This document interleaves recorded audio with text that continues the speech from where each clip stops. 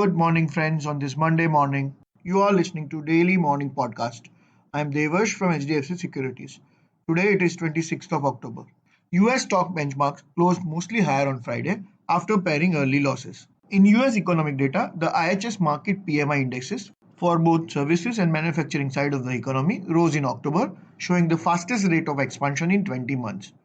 In US, the retail sales rose strongly in September, the fifth consecutive month of growth, as Americans spent more on clothing, cars, and sporting goods. US retail sales jumped 1.9% in September. Investor focus today will be on the deteriorating coronavirus situation in the West, with US reporting a record-breaking number of new coronavirus cases. US saw more than 83,000 new infections on Friday and Saturday, surpassing a previous record of roughly 77,000 cases.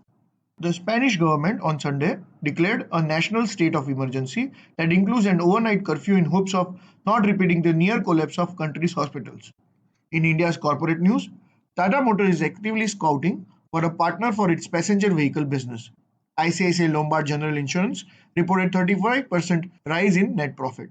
CDSL reported revenue growth of 17% and 46% QOQ for the September quarter. Kotak Bank PAT is likely to degrow by 20% today.